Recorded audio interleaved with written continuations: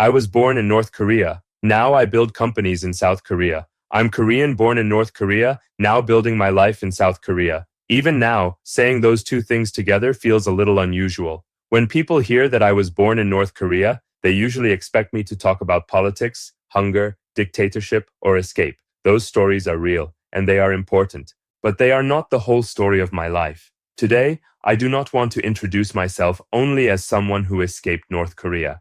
I want to introduce myself as someone who builds. Today, I work with entrepreneurs, investors, engineers, manufacturers, and companies from around the world. I help foreign companies understand Korea. I help them find manufacturing partners. And I work on projects involving technology, investment, supply chains, defense, and industrial production. My life began in one of the most closed countries in the world. But today, my work is about connecting countries, companies, capital, technology, and people. When you grow up in North Korea, you do not wake up every morning thinking, I live in a dictatorship. You simply live your life. You go to school. You meet your friends. You spend time with your family. You worry about food, work, money, and the future. In that sense, people in North Korea are not completely different from people anywhere else. They want safety. They want dignity. They want their children to have better lives. But the system around them is very different. Information is controlled. Movement is controlled. Opportunity is controlled, and most importantly, imagination is controlled. It is difficult to dream about a different future when you have never seen what a different life looks like. I left North Korea when I was 24 years old. The journey was not heroic or cinematic. It was uncertain, frightening, and confusing. For about a year and a half, I lived as a refugee. I was no longer living in North Korea, but I had not yet arrived in South Korea. I felt like I was somewhere in between. That experience changed the way I think about risk. In business, we often describe risk with numbers. We calculate probabilities, build scenarios, and create financial models. I work in finance, so I use those tools too. But real risk does not always feel like a spreadsheet. Sometimes risk means not knowing where you will sleep. Sometimes it means trusting someone because you have no other choice. That experience taught me not to wait for perfect certainty.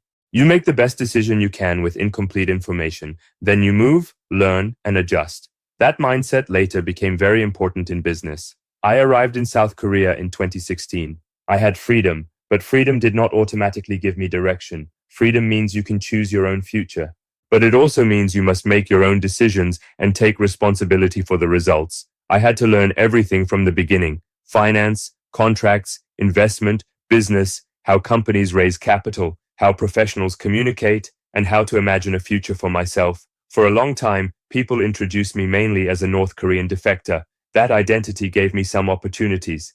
People wanted to hear about North Korea and how I escaped. I understood their curiosity, but over time, I became uncomfortable. I did not want the most important thing about me to be the place I had escaped from. I wanted to be judged by what I was building, not only by what I had survived. Survival is important. But survival cannot be the final goal. After survival, you have to create something. You have to build a new life and a new identity. As I began working in finance and investment, I realized something important. A company is not built inside an Excel spreadsheet. A factory cannot run on a PowerPoint presentation. A product cannot be manufactured with a good idea and investment capital alone.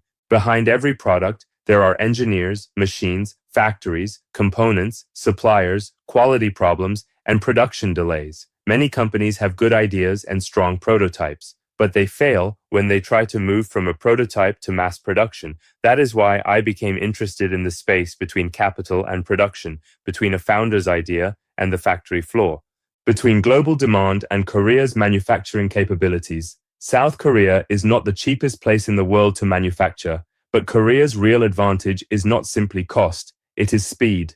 More specifically, it is the speed of correction. When a product has a problem, how quickly can you redesign it, remake the component, rebuild the prototype, and test it again?